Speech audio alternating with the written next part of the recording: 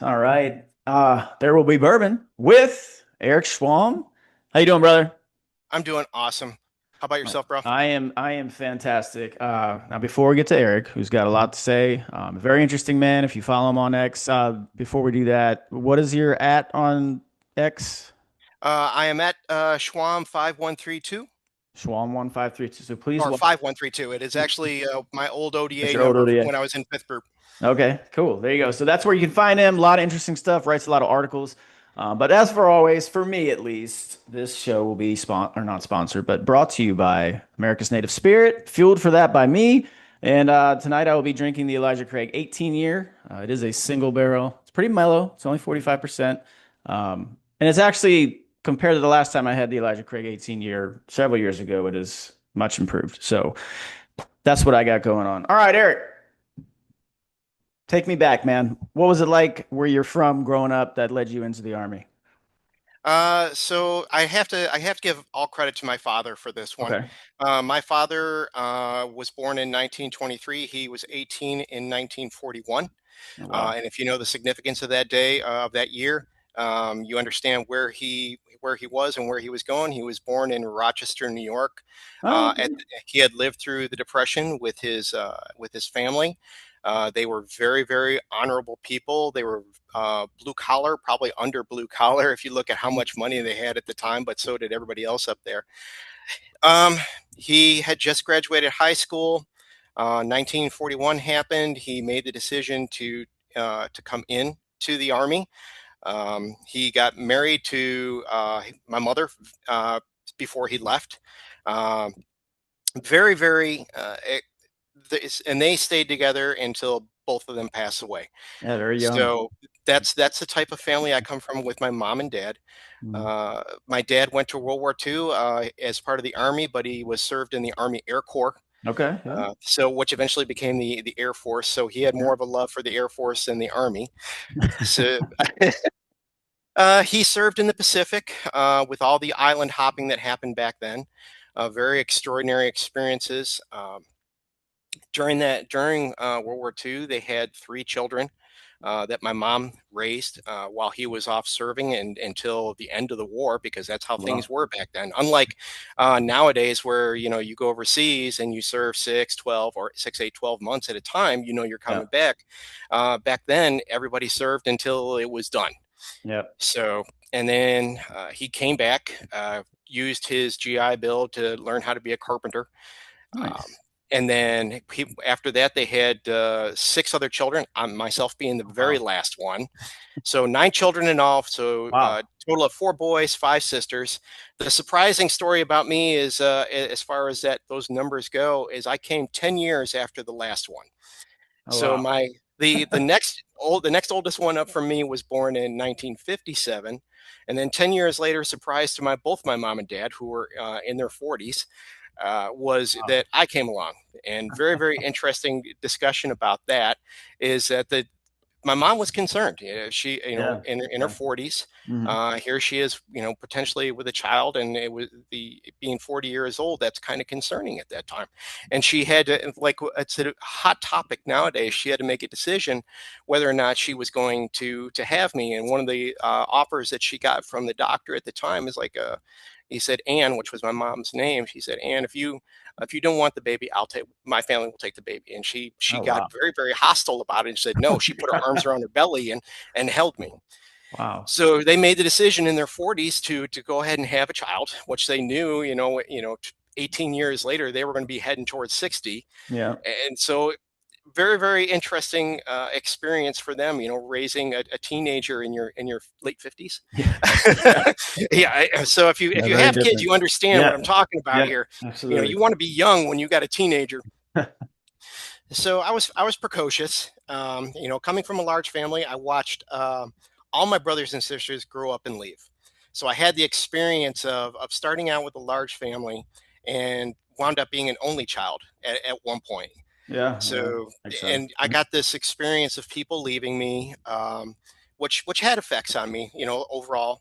Mhm. Um, And but with that level of discipline that my mom and dad had, raising the kids, the life that they had experienced, they and my dad's military experiences, they put a lot of discipline in me, and I found it very, very hard to find my way into other things. And the one thing that kept calling to me was the military. It had a level of discipline to it. It had rules. It had regulations. Uh, very much the way I grew up, and how you're expected to relate to people, how you expect to think, and made it very, very easy. So where some people go into the military and they have a difficult time relating to what the military is like, I fell right into sync very, very quickly. So I joined in 1987. Oh, I really? was in Okay. Yeah, Okay. yeah, I I was was thinking in college at 94. so I was in college at the time, and I Okay. was Yeah. not having a good experience in college. It wasn't for me. I'd made a horrible call and tried to go into engineering. Math was just not my forte, Same. at least at least at that time. And so Yeah. I encountered the resistance of college. And it was expected of me to go to college. It was expected because I had brother and sister who had gone to college, got their degree. One brother went to MIT, became an engineer, chemical engineer. My Oh, sister wow. went into biology. She graduated with a biology degree. Um, and so the expectation, was to follow suit, go to college, get an engineering degree, and I wasn't making it. The resistance was there in me, in the way I was looking at things, my precociousness at that time, and the military just called me. So I went in. I initially started with the reserves for a very, very short time. Mhm. Uh, I went to Fort Jackson. For all things, I was a 71 Lima at that time. If Yeah, you know what a I 71, do. the admin specialist. Yeah. So I went to it. The one thing that And how was taught that me. because that was the only reserve unit near you? So that's why you had to do that? No, very No. weird thing happened to me. I wanted to be an engineer at that time. Okay. One of my friends had gone in and become a combat engineer. I wanted to be a combat engineer as well. It sounded good. My dad was a carpenter. Uh, and I go in, I go to the MEP station, and you know how the MEP stations are. They're Yep. just like, they're fast track. It's an assembly line to get you Yep. in and get you out. Of all things, I popped hot for being colorblind. The only Oh, time my entire life I came up as colorblind, was that and Meps? it was at MEPS. And if you're colorblind, you can't tell red Yeah. green. And if you're going to be Yeah. an engineer, you better be able to tell red green. Yeah. So, Kind of important. so they made me an offer. They go, we're going to send you to be an admin specialist, and it said, hey, you'll get 6 college credit hours out of it. Mm. You'll learn, computers, typing. Well, typing at that point, it wasn't computers. You'll get some business skills, something you can use on the outside. And I was at least thinking somewhat intelligently. It's like, okay, college hours, potential job. I came out of that, went to my reserve unit. I had a E7 at that time who was former infantry, who was he was the head of the pack shop there. Mm. Uh, and he, everything was clicking with us. We talked infantry, we talked combat, and he's like, you need to go try to get back in again. He's like, you go back in. So I made a decision in roughly just a couple months to go back and go active and change try to change my MOS. And they said I had to go back through MEPS again. Yep. Go back through MEPS, come back out, Cav Scout. This Cat. time I'm not colorblind. If you saw the video for the 19 Delta Cav Scout back then, it was amazing. Yeah. Because they were flying helicopters, they were doing scout missions, they were on tanks, they were doing infantry stuff. Huge selling point. Yeah. It's like, you're better, and to make a joke, you're better than infantry. Okay, fine, whatever. You sold me. I went in, so become and got my airborne in there as a part of my Mhm. clause. So I go airborne Cav Nice. Scout. Was assigned down to Fort Benning, which was then the 197th Infantry. Yeah, I was a drill Uh, sergeant there. really? Yeah, we Follow did. me? Yeah, we did the ranges and all out there in Fort Benning, 2009, 2010. Yep. So back They there they in got the rid in of the 197th, I think. I they think. did they Yeah, did yeah. several times Bite the over. bullet brigade. Yeah, yeah. Yes, yes. So 197th, we were the we had no idea we were going to wind up being the round out brigade for the 24th ID during Desert Shield, Desert Storm. Because at Oh that wow. time, Oh yeah. if you Shit. know, Right. Yeah. if you know Fort Benning, that one brigade that's up there is mostly service and support to the post. Yep. You need Op 4 Op for four. like Yeah. the officer school, for the Rangers, for anything. That brigade that's down there at Fort Benning was your access Yeah. point for soldiers and all that stuff.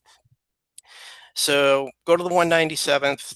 Got assigned to a scout platoon in an infantry battalion, and at that point that was pretty elite for Hmm. inside. If you're inside an infantry battalion, you're inside a scout platoon. You're a completely different MOS than everybody else in the Right. battalion. So they kind of look at you like you're the bastard child. There's a lot expected from you. You're supposed to be better than everybody else. You're constantly challenged, constantly. There's so much expectation on you to outperform everybody else. And Right. my platoon sergeants and my senior NCOs for my platoon were all had been to Korea and Germany, and we're talking Fulda Gap. We're talking the Yeah. border over in Korea during the hottest times too. Like we're the late '80s between Russia and America. If you were assigned to Germany or Korea, you were in it. Yeah. It was Yeah. Yeah. not Yeah. everything short of bullets flying is what you were Yeah. dealing with. So the discipline was constantly there because if you left out of Fort Benning, there was a good chance you were going to go to Korea or Germany, and they believed everything. They trained you, disciplined you, and we lived the mission of the DIP, which was called the die in place.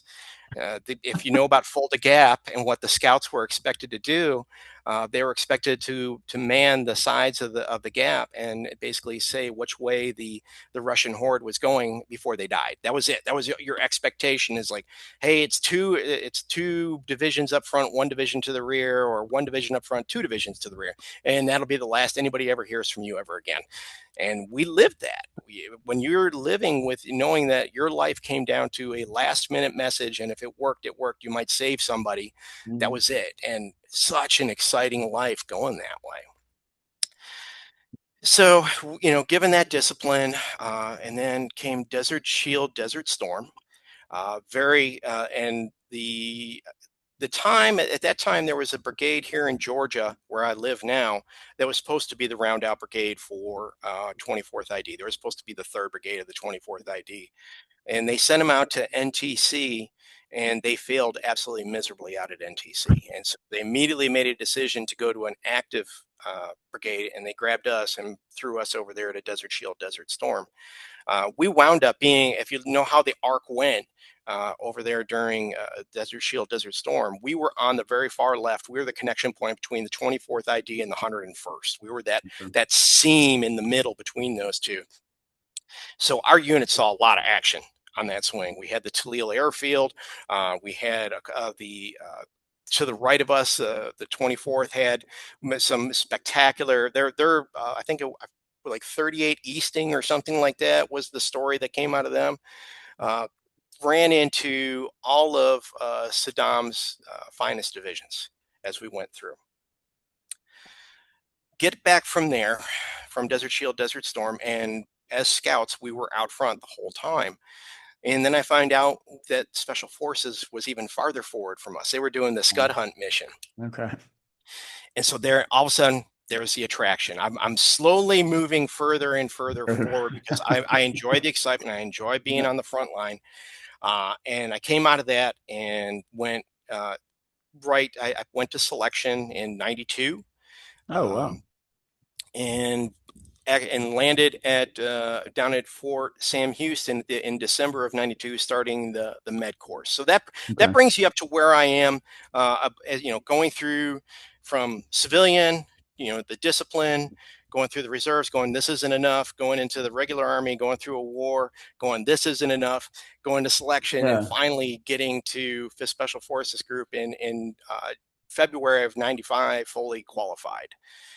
My Unlike the 18 X-ray program that exists Yep. now, where you can go to basic training AIT and then go right into uh, special forces. Back then, you had to be an E4 promotable Yep. to go to special forces. By the time I graduated the course, I was both an E6 in special forces, but also as an E6 as a Cav Scout.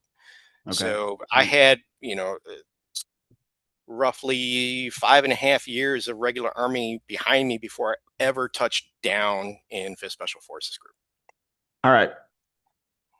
So just in that little window of history, you saw, experienced a lot, but then also Mm-hmm. within that, the Army must have gone through a huge doctrinal shift because you had the fall of the Soviet Union. Right. You just had Desert Storm, Yep. and now you're getting into fifth group right as basically Bosnia and everything's taken off, right? Mm-hmm. Okay. So what was that like from you being inside the military? Not you're not a civilian, you're not viewing it from that lens, Right. but you're in the military, everything you just talked about, the die in place, all that stuff. Now that's gone. Right. So what was that like in terms of watching the military or the Army at least specifically shift? Like were they quick to shift and find a new focus, or was it more like we got to hold on to that? What was it? It was very people were looking for the peacetime dividend at that point. Okay. So I came out when before we went to Desert Shield, Desert Storm, and in the late '80s, we had a lot of the Army had transformed and it had gone through the drug abuse, had gone through Yeah. everything that made all the soldiers bad, and they had revamped, scaled back up. We had become much more professional in leading up to Desert Shield, Desert Storm. Uh, Obviously, it took us 100 hours to take out the number 7 ranked military in the world. So of ground fighting, of ground Yeah. fighting. Yeah. So we just took NTC and just laid waste to them. And because we were everything we had learned at NTC, we just turned it all on them. And sorry, you guys just paid for all the beatings we took at NTC. So very, very professional. We come out of Desert Shield, Desert Storm. We still had the requirement to continue to rotate in and out of Kuwait for the defense of Kuwait.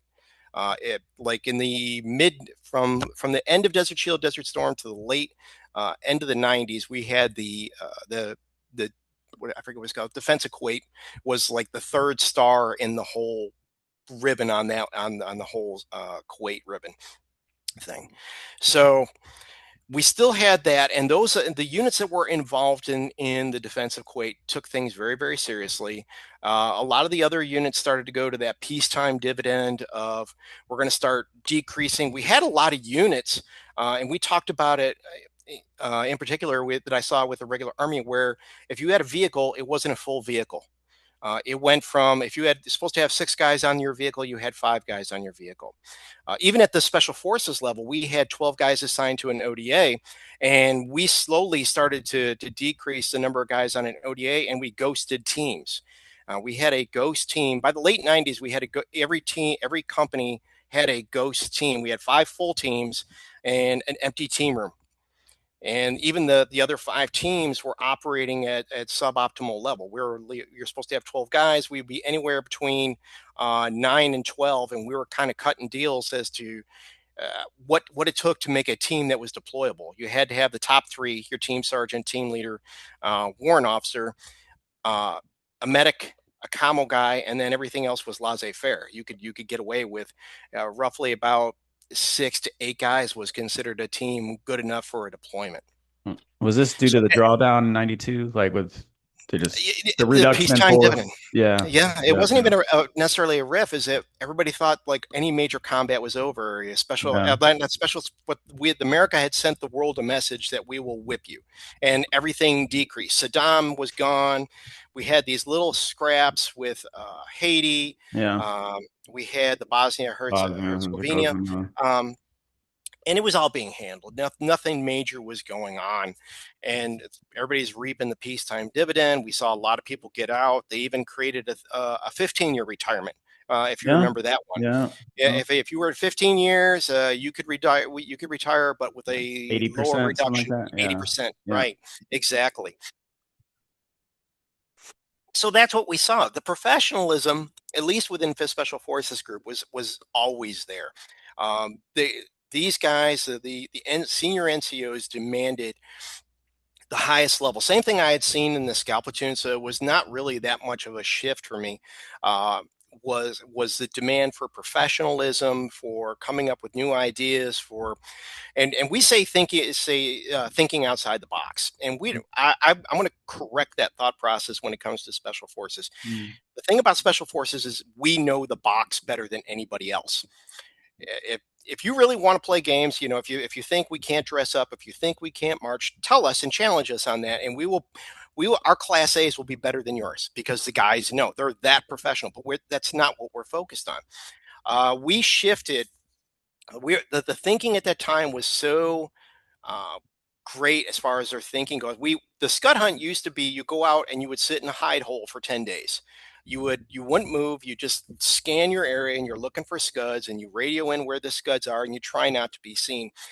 And we transitioned from that to an offensive line that we would just put all the vehicles online and we would move through the desert.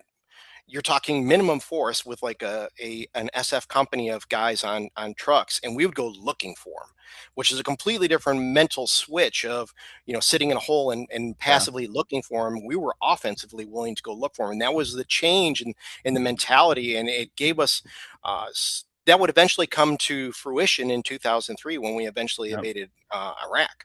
Mhm. So everybody was really, really focused on remaining professional, looking for new ideas, trying to rethink how we were going to deal with Iraq. So the focus was still on Iraq at that point. We did send teams down to Haiti. They went through the experiences of Haiti, especially. I know we had two teams in my company that went down to Haiti and came back in support of the third group at that time for the rotations down there. We were So, still doing the. so Go ahead. real quick, yeah. So for those who don't know any better, you were in fifth group. Who does fifth group support? Because I was special forces. Every group supports a region. You were in Hmm. fifth group Okay, so support. the fifth group's area of specialty is the Middle East Okay. and Northeast Africa. You're Yeah. talking Egypt, the Middle East. They didn't consider Israel part of the Middle East. Israel was actually handled by the people over in Europe, and Turkey was handled by the people over in Europe. Those two, when you look at the Middle East, were actually pushed over to 10th group, who was handling that Gotcha. area. Okay. I don't think anybody was really doing too much with the stands at that point in time. Uh, Mostly because they were all being developed. Who was, Yeah. if you look at like the Yeah. collapse of Yugoslavia and all the things that happened at that time, repositioning of who was who inside that region, became, and what Russia controlled and didn't control was a big mess at that time too, because everybody was either like Poland was okay, we're leaving the Soviet Union. Mm. We saw that after Desert Shield, Desert Storm. You saw the collapse of Yugoslavia and the separation of all that. The stands became more prominent on their own. So there, all that dynamics of the countries and the borders and who was who over there was going on all through that time frame. So within the Middle East and some other things that happened around that time, because we were still doing the defense of Kuwait, we had steady rotation to go over to Kuwait and support them in case Iraq came south of the border. The things that became significant, we had the attack in Sudan. I think it was the embassy in Sudan that happened at that point. Mm. There were a couple other minor attacks that happened along, and all of those got related to Osama bin Laden. So he was, uh, trickling around on the outside. Another thing that happened during that 10-year span is we also had Somalia. Yeah. Yeah. And Yeah. Yeah. what happened, 90, and that 93. changed, Yeah. right. Yeah. Yeah, that was a huge dynamic shift too, especially in our training because after Somalia, that's where the whole we need to learn to do CQB. Everybody needs to learn to do CQB, and Yeah. we created our Special Forces Advanced Urban Combat or the SFAUC committees, and every team had to go through SFAUC training every to be able to fight inside a Somalia scenario. So all that happened during that time, and all of it went into everybody's training and mindset. And again, you still see Osama bin Laden trickling around on the outside perimeter, and he kept showing up in our intel reports. Oh, uh, wow. Okay. we were tracking him, but not as significantly obviously as we should have. Yeah. uh, he was definitely a highlight anytime we went anywhere.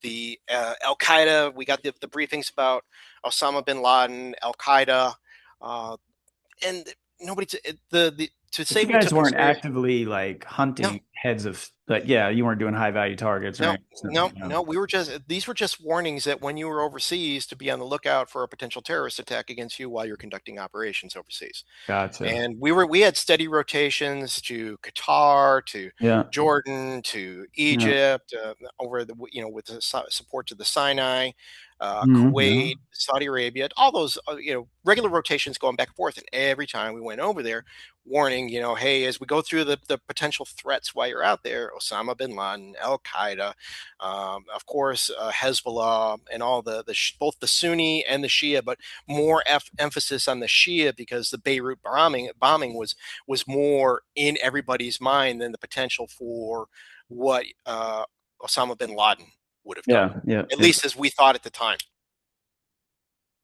So that'll take you up to roughly 2001 if you want to discuss anything inside there. Yeah, no, I'm actually really curious because we brought him up a few times. I always like to get individuals' perspective, especially guys like yourself who served prior to and then obviously spent the rest of their career dealing with the aftermath. But where were you when 9/11 happened, and what was your actual response or just feeling like within the unit or wherever it was you were at?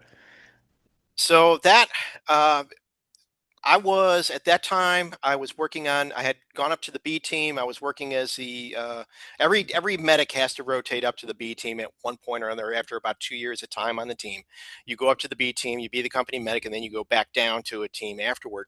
I was the B team medic. My junior medic from my team at that time, both of myself and him had gone over to Fort Bragg to recertify for paramedic. Okay. Yeah. Uh, paramedic is a really big course within the 18 Delta community, at least at that time, and it was managed separately because you had to maintain your civilian credentials Yep. for paramedic. Mhm. So go over to Fort Bragg. We, if you to give you a perspective, so Fort Campbell and Fort Bragg are 10 hours apart. Yep. The main roads that go between Fort Campbell and Fort Bragg is I-40. We had taken the test that morning for 18 for the paramedic. We finished up, and immediately our decision was, okay, we weren't going to spend another night there at Fort Bragg. We were going to make the drive back after the test, and get back to Fort Campbell so we could be back at work the next day and get back to what we were supposed to be doing. And so Al was my junior medic from the team, and myself. We were traveling back on I-40. I think I don't know if we had crossed Asheville yet, and we're heading down I-40 towards between Asheville and Nashville. Yeah. Yep. No. Well. And we what you had to listen to back then was the radio. The Yeah. radio, we didn't have like CDs and tapes. Yeah. Even if you did have a CD or tape, it got old. Yeah. So we were listening to the radio going back, and we heard the first plane crash. And Al and I were just kind of, oh, that's interesting. Maybe it was like a Cessna. We figured, all we heard, Right. plane Yeah. had crashed into the World Trade Center. We're thinking Cessna, some small engine plane, some idiot pilot or something like Yep. that. We're like, that's really weird. Yeah. Nothing too big. And we keep driving, keep driving. Then we find out it was a large plane. We're like, oh, that's really interesting that happened. It's like, why would a major plane Yeah. crash into And something must have you gone guys are doing like real world analysis right there in the car, trying to right? figure out Yeah, what the we're hell's just going walking on. back Yeah. and forth going Yeah. on. Yeah. Um, and we're like, hey, we need to maybe we need to stop and get some drinks and talk to some people. I like We that. catch a TV or I like something. that. Yeah, I like that. Before we stopped, the second plane had hit. Yep. And this is 946. when, right. Yep. And and again, you're talking, it was 9:40. So transition in timeline and in time. And we pulled into this gas station. They had a small TV. We didn't have the flat screen TVs back then. They had a Yeah, yeah, big yeah, box. It's on yeah. top of a refrigerator inside the store. And we walk in and we're looking at it and we're watching the planes hit. And we're like, oh, that's not good. This No, does yeah, not look good. yeah, Back to back planes hitting it, and then the Pentagon yeah, and the news, and inside our head, we're just like, ah, crap, this is not good. And the thing we saw, we got to as we were driving in and stopping at places, the thing that sticks in my mind was everybody at a gas station or something, as they're even while they're shopping, they're leaning out and they're looking up. Like everybody was living in fear yeah, for what was in the skies. And yeah, the transition in America at that time, that we saw scared Americans for the first time, people yeah, we didn't know yeah, scared. yep, And we had, we've got training. We Right. know we're the response. And we just kept talking to each other like, this is not good. And then Al, while I was driving, started calling back to guys at the unit. We start making the phone calls. And we're like, what's happening? And we're like, hey, we can't say too much. Um, I'm trying to, people are trying to get on base. People are trying to, they know they need to get there. The lines to get on base Bad. were through the roof on Fort Right, right. Campbell. Backed up. People are waiting hours. The security had gone up tenfold on the bases. Yeah. We're calling people that we can see the fear of people who can't respond. They have no ability to respond or react or even know what to do, or no understanding of what a terrorist threat is or how to feel about a terrorist threat, as opposed to what we knew inside, and our reactions were already going. And by the time we got back to the Fort Campbell area, everybody had already made the decision, look, go home. Just get home. While we don't know what's going, the whole bunch, we don't know what we don't know. Right. Other than all the planes are grounded, we don't have to worry about planes falling out of the sky right now. uh, I get home, get to the family, watch TV, look at my family, look at my kids, look at what's going on around here, and I'm like, oh my God, this is really, really significant. This, that Pearl Harbor type feeling of, man, Yeah. we just Yeah. been attacked. Nobody knew it was Osama bin Laden. Nobody knew it Yeah. was Al Qaeda. Everybody was like trying to put together who it is. Start getting back to the work week now. It's like we're going in and we're just getting briefings and briefings and briefings. So fifth group was the one that was assigned to respond. Um, we Were were you under. happy about that? To be like a little bit like we get to actually respond for America, or were you more I don't think there was ever a thought like that. We didn't think. We just we just for ready? knew Yeah. it was our job. We Yeah. didn't. There was no happiness. There was no. It was professional. Right. We knew we had to do something, that we were the ones who had the talent. We were the ones that had the abilities to I love respond. We were that. going to be Yeah. involved. That's awesome. Excited, that was gone. There was no excitement about it. There was anger. Yeah. There Yeah. was, yeah, I this is that feeling when you see somebody scared, and your initial sense is to duck down and cover your people. And Yeah. then you sit there and you turn around and you look over at what's causing them, and you look down, you see fear in their eyes, and you just say, stay here. I'm going to go deal with this. And you don't Yeah. care about the ramifications of yourself, what it's going to cost you. You Right. just know they need to take cover. I need to go this way. Yeah. And that's where we were. So at that time, roughly, it took about 30 days for the decisions to be made about what we were going to do, how we were going to respond.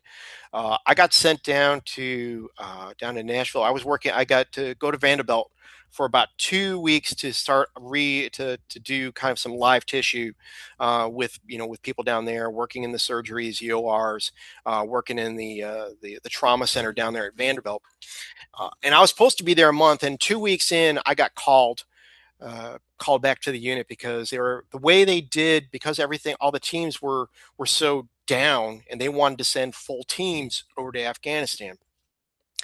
So they built everybody. We called them the super teams, because what they did is you took people from each team and you made a composite of 12 guys. And my team had 8 guys, and they grabbed 4 other people and they made us one of the super teams. So together with probably about 8 other teams, we got put into isolation in what they call the ISOFAC, or isolation facility, over there at Fort Campbell.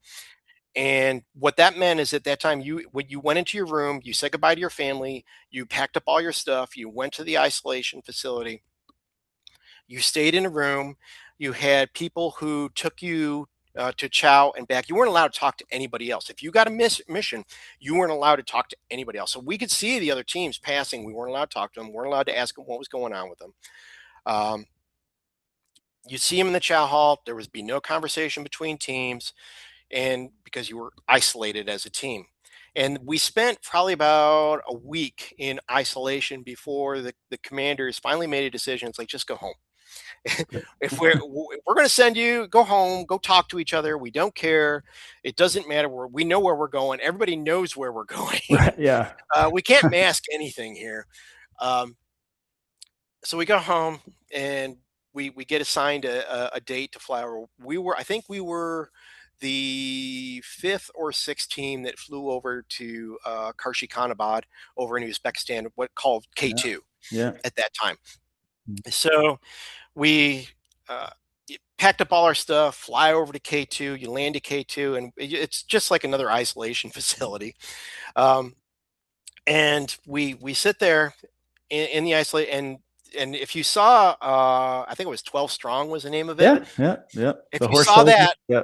yep, where you had to sit there and go talk to Colonel Mulholland and everybody else and brief them before you go in. You had to sell your team, and every team when we got assigned a potential mission, you researched it as much as possible, and then you went into and sold it to Colonel Mulholland and the rest of the fifth group staff at that time to be able to go in. We got our mission. We were approved to go in our mission. We were going to go down into Poli Comrie, uh, uh, which was a little bit to the south and east of Mazar-e Sharif. Hmm. Yeah, no, yeah, Mazar. So the night we flew was the day of the Kuala Jangi prison riot, Oh where shit. Michael Spann died. Yeah. Oh my. So Michael Spann's body was actually flown in on the helicopters we flew out in. So we wound up giving him the the the oh, I forget what they call it. It's not designated. It's either way. It's a professional carry of the body and transition Mhm. between points. So we carried him off the helicopter in a Mountain Hardwear sleeping bag. That was what they had for a body bag for Dignified transfer, is that what it is? dignified transfer. Yeah, Yes, there you sir. go. Yeah. Yes. Yeah. So that's what it is. We gave him the best dignified transfer we could give him, with him in a Mountain Hardware's sleeping bag, transfer to what was then the where they were going to put the bodies and prepare them for dignified Yeah. transfer back to the states. And then we got on a pallet. Everybody got weighed out on the pallet, and we got on the helicopters and flew right over Kuala Jangi, flying into Damn. Afghanistan. Wow. Surreal. Yeah. Uh, the whole that period of time between September 11th and the day we arrived in Afghanistan and we got put up inside our G Chief's house, that it was so fast, and the the the things that have to go on in your head, the growing up you have to do almost Yeah. instantaneously, the maturing that had to happen was just phenomenal. How It old were was. you then? Let me see. So 2001, 34, Oh, so you, 34. but you were fairly much like you were at least, you weren't 18, 19, obviously, which you No, I was not a but spring chicken. yeah. We had a decent team. They were roughly 26 and older. That's good. Uh, Yeah, I was that's good. I Yeah. was one of the older guys on the team. I think the oldest was 34, 35 or 36 Okay. at that time. Yeah, you guys Uh, are in your prime. You're ready to go. I wouldn't say that. I wouldn't call it. We were. That's not our prime. If you really look at us, our prime begins at about 35. Really, Oh, wow. Okay. Okay. So you're getting there. that's where you hit your full stride. Yeah. So, and nobody who knew, this mission, nobody planned for how we were going to do it, but all that stuff we had done in the late 90s of thinking within the box and outside the box came to fruition there. We were deep thinkers. We were guys that came up with it, figure things out. There was no this is how we've always done it, because there was no this is how Right. we've Exactly. always Yeah. Yeah. done it. The Did you prefer things that that? I do. I Yeah. really, really do. I hate it when somebody says this is how we've always done it. It makes me Right. cringe. Yeah. Um, I've talked about it before. One of the things that happens within organizations is roughly at about, it used to be the 50 years, roughly 50 years of an organization existing.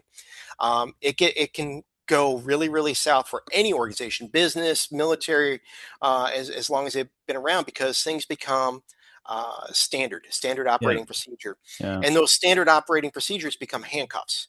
Oh, And in yeah. special forces, you can't be handcuffed to a single idea. You have to constantly, just like X, just like some of the major businesses that are out there, adapting, Yeah. thinking about, what are things going to look like 2 years from now, 5 years from now, 10 years from now. what technology is going to be available. You constantly got to be on that front line trace of new ideas and concepts. And we were there, and there was no stagnation because fifth group was constantly like, we need to change, we need to change, we need to change, we need to adapt. And I love that. So that adaptability model, when we hit Afghanistan, everybody was ready to adapt. And you could see that with how things progressed in from 2001 to 2002 in Afghanistan, with how we eventually managed to make the Taliban collapse and put Osama on the run. But there was still so many things we needed to learn that would eventually become bigger later on. Uh, but I'll open it up there to any Yeah, questions you. because But I do have something I need to discuss.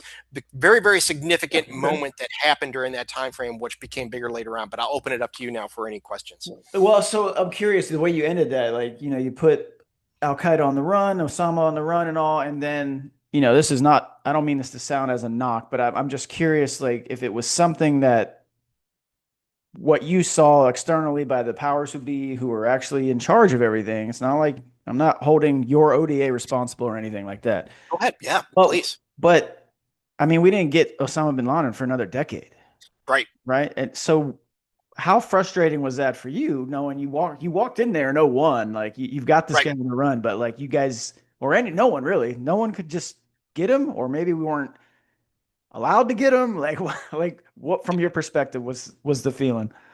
So there's a lot of events that happened during that Yeah. period of time, where because people didn't know how things were going to go next, decisions were made very, very quickly, and who made the decisions was very, very interesting. Like, you put it up front, and Colonel Mulholland and Fifth Group had the priority. Yep.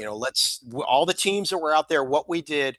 And as things started to fall apart, as Mazar fell, as Kabul fell, and eventually we get in control, you're talking other agencies ran in there really, really fast and said, Yeah. okay, we need to decide who's going to be in charge.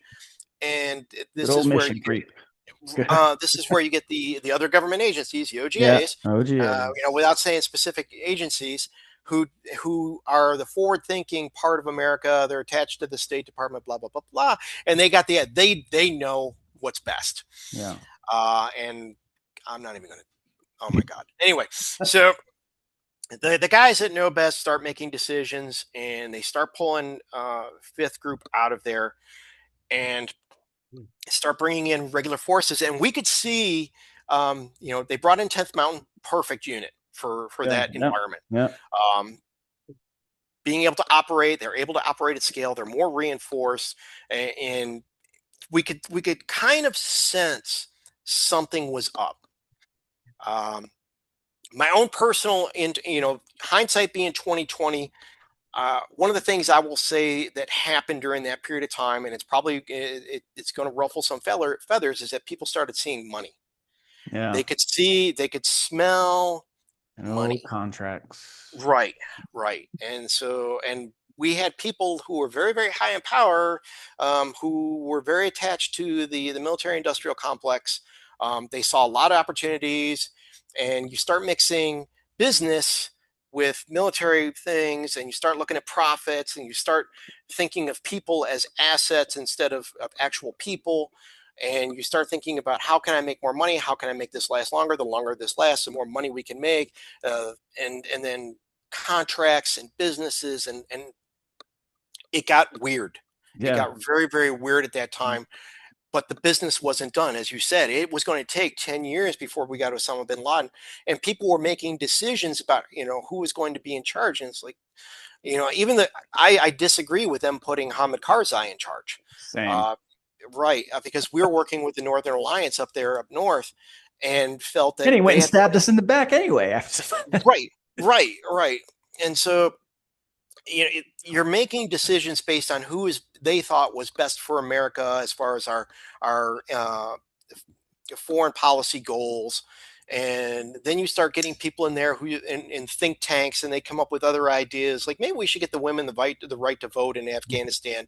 It's like we haven't even got Osama bin Laden, and you're trying to get women Yeah. the right to vote in Afghanistan. It's like, are you out of your mind? First principles. First principles. Let's get the job done, and Yeah. then we'll go on to the next step. Yeah. But Yeah. this brings me to a very interesting subject that happened at that period in time. That was like probably the biggest mind-boggling lesson Okay. I had to learn.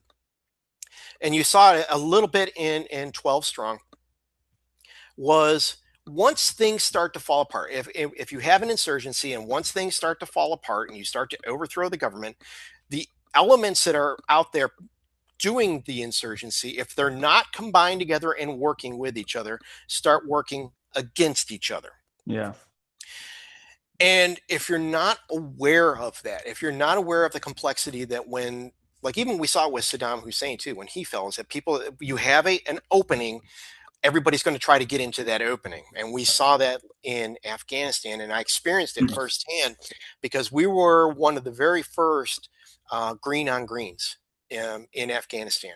Uh, we were supporting one G chief. There was another G chief that wanted, we were heading towards the same town, and we got into it between G chiefs, not the Taliban, not anybody else, two G chiefs going at it. And you got SF teams supporting both of them. Yeah.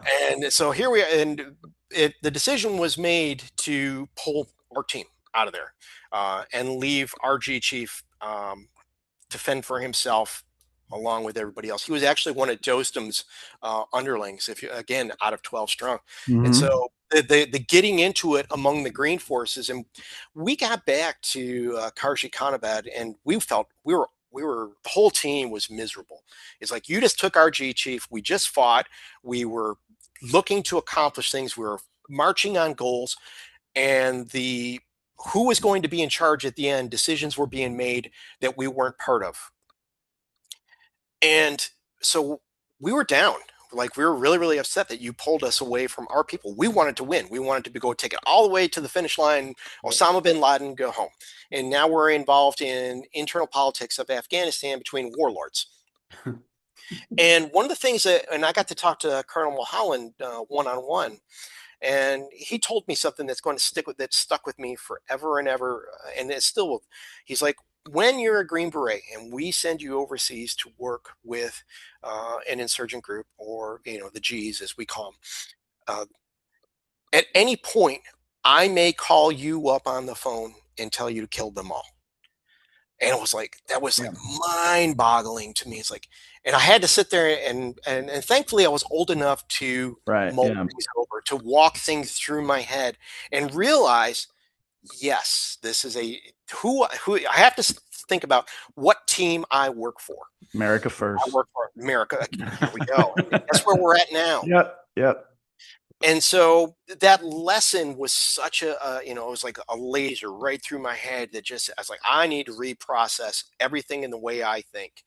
Um, because I got tied in with my G's. I was like, Yeah. we had Yeah. No, I fought can see together. it. We had Yeah. done, and Exactly. you could see it. Yeah. I saw Yeah. it. I've seen it since then with other special forces teams.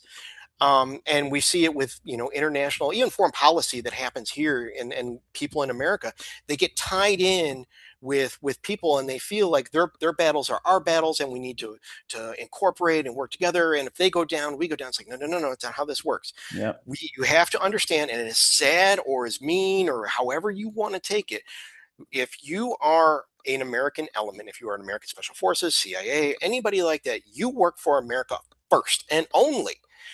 So if I send you in there to help with an insurgent group, you are there because they are working with us. That's Right. it.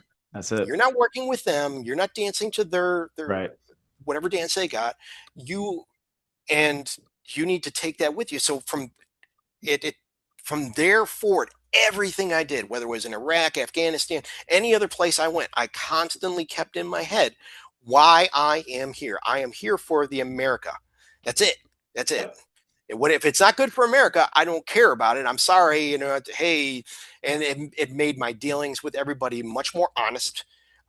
I could talk to them in a much more significant way of power. It's like, no, you're not, like, even what's going on with Iran now, the discussion is, no, this is about America. What do we want, and what do we want only? Right. If we fire missiles because we want to fire a missile. Right. If we're going to take down your country, it's because we want We to want take to. down your Yep. country. Hmm. It matters to us. I don't care about you. I'm sorry if that upsets your feelings, but on that same note, we are heading the same direction. So while we're on this same path together, enjoy it. Because at any point we may leave and you may continue down the path, especially if we deviate. Hello. Yeah. So Yeah. So, yeah. Um, yeah. So, all right. Now I know kind of where we're at. right. I know exactly like how you felt being the response from a professional standpoint. Mhm. How did you take the shift into the invasion into Iraq? Did you think that was something that supported everything that was going on in Afghanistan? Did you think it was a distraction from the overall goal? Where were you guys at on that? So after Desert or not after 9/11 and we had gone into Afghanistan, came back, I actually wound up leaving my team. I got recruited down into the SIF at that point. Okay. So I went down to A15. We had different mission sets during on for Iraq. When it came to Iraq, we were actually assigned the duty of CSAR. So we were over there on in Kuwait at Ali Al Salim, Yeah. and we were prepared to provide CSAR for all the teams that went forward. And then eventually follow-on missions. We had already done. We were working a mission down in Africa at the same time. We had rotations going back and forth there, and then we had the CSAR mission for the invasion. So again, I'm much older. I'm getting older, more mature, and I'm looking at things through different things. And I will say this about when it came to Iraq, uh, I was still a believer. So if you understand what that Oh means yeah, as I far as was I was right, too, man. right, as many of us were. So we were, if we believed in our government. We believed in, we had inklings that something, not everything was quite kosher, but we had that things were slightly off, but we didn't question it enough as we should Yeah. have. Um, I think all of us kind of had like this thing is like, really, we're not done with Afghanistan. Maybe this is, a bridge too Yeah. far. Mhm. Why are we doing this? And then we kept it's like, all right, they keep saying weapons of mass destruction, weapons of Yeah. mass destruction. Colin The Powell goes out and presents to the UN the most right, right, right. So gold standard. and That's and it. the SIFs, one of their missions has to deal with weapons of mass destruction. And so for us, this was like, okay, we're going to go in, and eventually all the SIFs are going to go in there, and we're going to be doing work over there as well. Um, the invasion went down for Iraq again, as I talked about previously. We had already switched to that online move. Iraq fell very, very quickly. Yeah. We expected it to. SF played a huge role, especially on the western side of Iraq. Mhm. Sweeping through and pushing everything into everybody else who swept north there, and everybody who came from the SF teams and stuff that worked from the north down from the Kurdish zone worked their way down, and we put everybody on the run fairly, really quickly over there. And then it just turned into, okay, now we got these two missions, but where the focus was, we let off on the gas over in Afghanistan, and everybody's working, and everybody was really excited about that time because we were all working. Yeah. Everybody had a mission. If you got a team, and if you're a team, a company, a unit, or anything, and you're mission focused, we're training for combat. We're very, very focused for combat. We're losing people, which really the leadership we had at that time was very much. You didn't have young lieutenants who had aspirations. They just wanted to live. Right. And so when the sergeant said, "Hey, if you want to live, you need to listen to us," they listened. It was great. So we had wartime leadership for about till about 2008, where officers that came in were thinking, "I don't want to die, and we need to be able to mission focused." But so Iraq goes down, we're still running our the GWOT mission in other locations in the world, and this again, inklings. You see things, and it's not fully adding up to everything that's going on because we're not finding the weapons of mass destruction. The chemicals, you're going to find chemicals there, a couple sarin, a couple of maybe a VX or some sort of nerve, but it's not the huge stockpiles. It's not a nuclear weapon. The big stuff is not, find some yellow cake or something like that. Okay, whoop-de-doo. But all the same, what was proposed to us was not being found. Right. And then it's like, okay, well, we need to go to get rid of Saddam. We're just going to overthrow the government. We're going to get them out of there. We made the huge mistake of taking all the Sunnis out of power, which created that power vacuum again. I've already talked about. And then the Shia took Thank over, you, which Paul Bremer. Anyway, go ahead. yeah, yeah. Which then the Shia took over, and nobody thought about the second and third order effects of Yep. the Yeah. Shia getting in charge and essentially making a highway from Iran Mhm. through Iraq Yeah. to Syria to Lebanon, and we've got this huge highway that we just got rid of the only speed bump that was there. Yep. And hindsight being 2020 and more Yep. mature and everything, just looking at it. So that's kind of where we're at. There's so many more lessons to go off of but and as we move through that multiple rotations, I worked with the ICTF over there in Iraq, the Iraqi Counterterrorism Force. I worked with the ISOF, the Iraqi Special Operations Force, RECI, which was a fantastic group of people that I worked with. Constantly, trying to migrate the units that I worked with towards self-sufficiency. And that was a big thing of my mindset. So I did everything up to 2007 as enlisted. 2007, I finally made a decision to go warrant officer. I had done my team sergeant time on a team. They were getting ready to move me up to battalion. And I realized one of the things that was happening around 2007 is that all the knowledge that I had pre 2001 of what the military was like, what our operational tempo was like in 2007 or prior to 2001 was lost.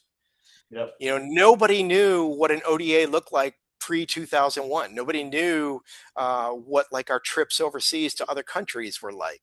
All that knowledge was gone. I'm like, all right, let me become a warrant officer, bring that knowledge I have back to the teams, bring my SIF knowledge, bring my ODA knowledge back, all my experiences that I experienced in Afghanistan, throughout Iraq, bring it back to the team, become a warrant officer, and got assigned. Funny thing about it is I got assigned as a warrant officer back to the team that I was originally assigned to as a brand new Special Forces medic. Oh wow. And so if you look at the photos inside the team room, you'll see E6 Eric Schwalm, as a medic. And then later on, you see Warrant Officer 2 Eric Schwalm Funny. as a warrant officer on the same ODA. It's like, so many pictures apart on the ODAs. Yeah. It changed over the years. So there was that, but I brought it back to the team, and then as I became a warrant officer, I managed to have bigger impact and start and like working with the ISOF Recce, working with the ISOF Commandos, of trying to push those units to become self-sufficient, money-wise, mission-wise, post-mission-wise, and I think that paid off huge pieces when ISIS became a thing.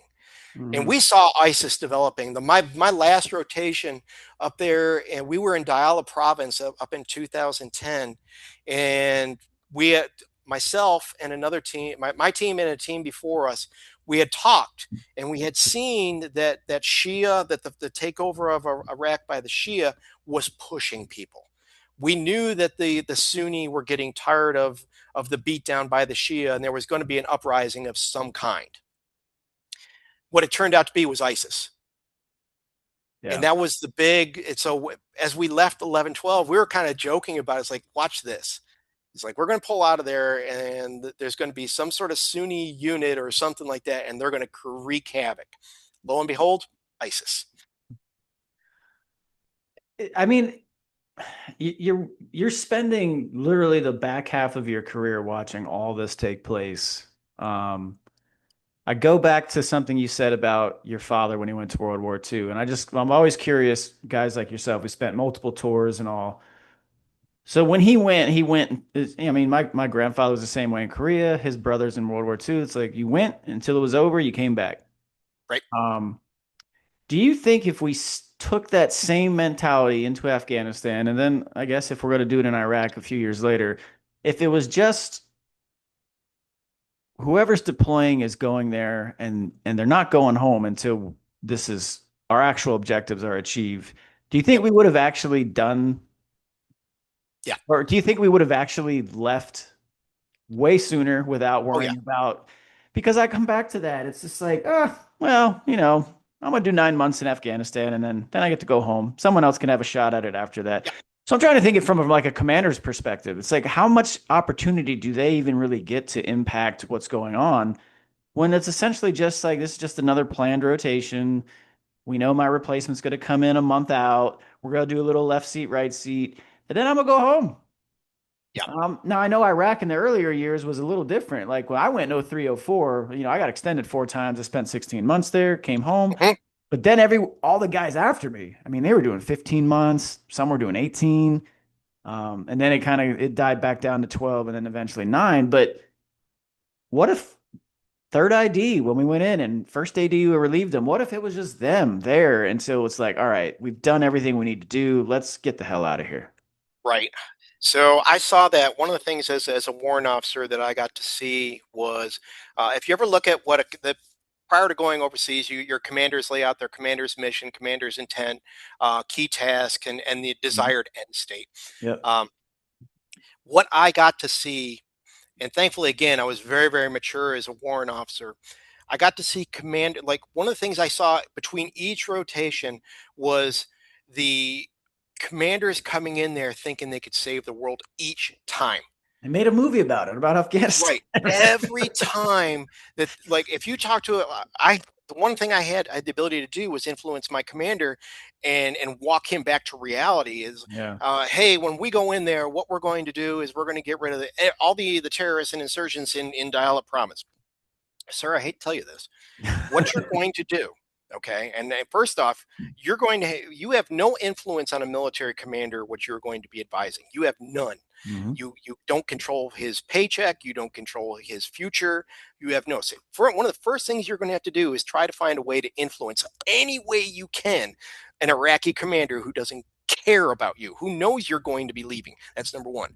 Number 2, you're not going to we can't cure the gangs in the United States, and you think you're going to get rid Right. of insurgents, gangs, terrorists, full, government supported entities within Dial province. You're not. All right. What you're going to do is maybe be able to make an impact on it, influence it in a certain direction. That's it. And so when you go in there and I only managed to influence one commander, my team commander. Mhm. I got 4 or 5 other teams out there running around, and I don't know how much they've roped in their team leaders at the time to sit there and say, "You're not going to cure AIDS on this rotation. All right, you're not curing cancer on this rotation." I hate to tell you, you'll be lucky if you manage to treat it. Okay, and that's one of the problems it had is the real people had lost realistic connection to what could be accomplished each time because you got new people coming in and they're going to fix it. They're going to fix it. Yes, sir. We've been here for 14 years now. No commander before you has fixed it, but yep, you're the one. Young Captain, you are the one that's going to fix it. Okay? No, it's not happening. So let's come down to reality of what can you do? And it was weird because when we briefed our company commander, and we had talked about it and got very very realistic about what we could affect. Our company commander was like adjusting in the chair and getting very very uncomfortable with what we were saying because he was used to hearing I can cure cancer, and we were like no, and I got talked to afterward, and finally my company commander, thank God, listened to me and he's like, you're right. It's like, well, let's get back to realistic accomplishments here of what we can expect to do over the next, 9 months during our rotation here. And when you got believers coming in that they can cure cancer each rotation, and then you've got I'm not going to, I can't say exactly what was going on in the government with the influence and the money and the military industrial complex and what was going on. And you got them doing their stuff and believers Yeah. mixing it. And it just made this awful mix that could made it last till 2021 in Afghanistan. Oh, God. Horrible. It was just a horrible mix, a horrible mix Were you of surprised that it went that long? I mean, because that's when you retired in 21. yeah, I retired in 21. Were you, There were a lot of things that were going on from about 16 on, plus where I was as far as my rank goes and what I was seeing at my rank level, that I didn't like. I yeah, can't if I don't have an effect. If I'm just out here, it becomes political for my position. yeah, Then I've got a problem. I can't do yeah, that. I need to be in connection with what's going on and doing something, not just out here being political and trying to protect my job. Like, once you get to a certain level, I was a CW4 and I'd seen what was going to happen at CW5 within the special force community, and I didn't want any part of it. God bless those who want to continue to go on, but I was pretty much tapped out at about CW4 with what I was seeing and the games I knew I was going to have to play, and it's a profession. yeah, You have to be professional about it, and I am. I knew that part being that way wasn't me. It's not knocking anybody for being that way. It just wasn't me. And I had also another thing that had happened prior to that, around 2013. Started working on a master's degree in intelligence. okay, cool, Um, and I had done a research project, and one of my research projects, I looked at what they call the intel failures of Iraq, because the people that got accused for what happened to Iraq is it was an intel failure. It was all on intel was the failure.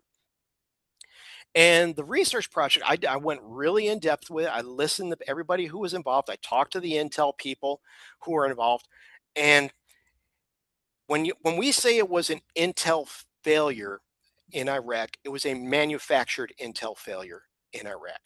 The intel that so as special forces, one of the things we're constantly sending up is intel reports of what we see on the ground. So I have a connection to the intel, and I know what was being sent up. But how it got transitioned into weapons of mass destruction was concerning. So I'm like, okay, so somewhere there's a disconnect. What we're seeing and what came out were two totally different pictures. And they go, and you can easily point at the intel circle that's in between all that. But the collectors, accurate. The collectors were providing accurate data on the ground. They weren't manufacturing anything. So it goes up to your intel analysts. Your intel analysts look at it, and initially they were on board. They knew that what we were seeing was not weapons of mass destruction. So, like, there were one. If you looked at one of the intel reports that came out of Iraq, is they were looking at a whole bunch of metal casings, and they were considered to be mhm, centrifuge tubes yeah, for the nuclear mhm, weapon in order to do that, or they could be mortar tubes.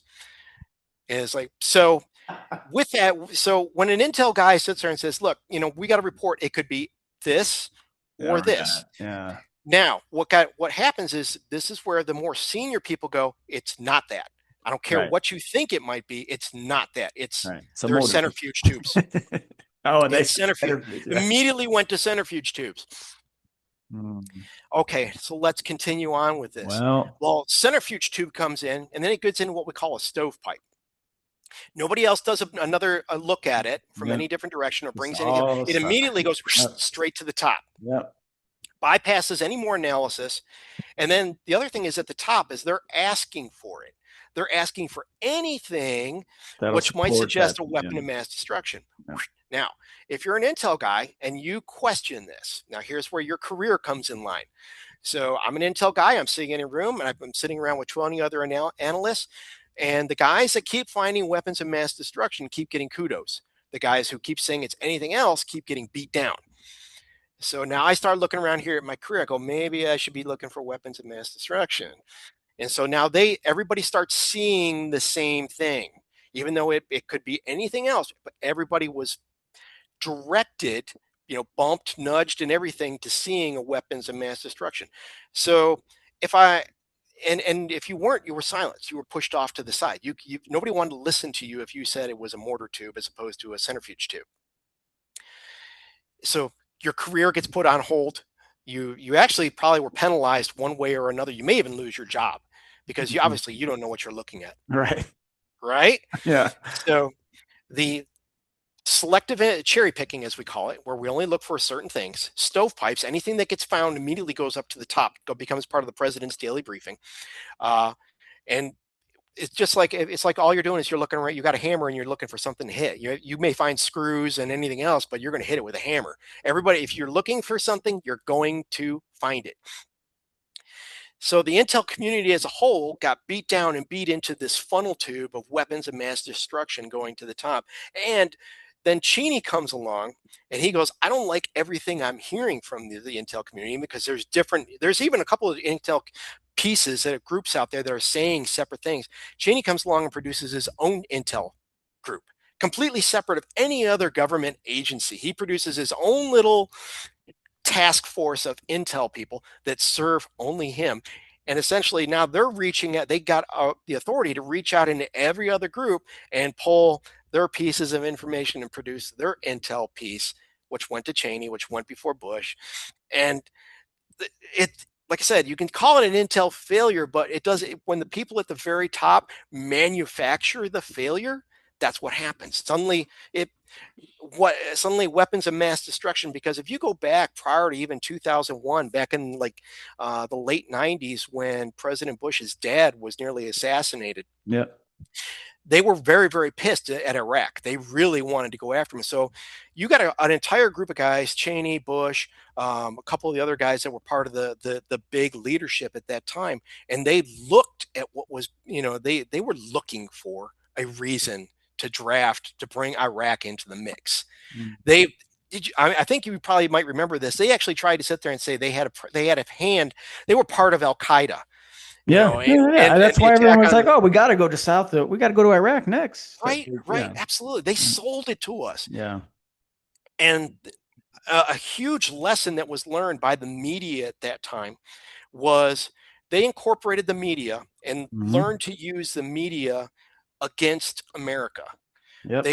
And so at that point it was the conservatives and Republicans and the war hawks and everybody took the media, used it, and turned America in a Message. certain direction. Yep. None of that was lost on the liberals, the Democrats, or anything else like that. And they saw immediately after that, oh, we need to get a hold of the media too, Yep. and we need to get control of it. And then everything that we've saw, um, that's happened, a lot of the things that caused the problems in the United States since then, with that huge liberal swing, was the lessons that the liberals saw with the weapons of mass destruction and the selling it to the United States. Is that if we can control the media, if we can control NBC, CBS, CNN, all those other things out there, and we can put out a particular narrative, we can sell the people of America on anything. Anything. Anything. And Yep. next thing you know, COVID. And then everybody finally wakes up. It Lessons took are it. constantly learned along the way. So Yeah. Well, I mean, it's funny that you mentioned that because I always look back like, hey, if anyone remembers in 1996, MSNBC and Fox News were both founded in that same year. So yes. there you go. Yep.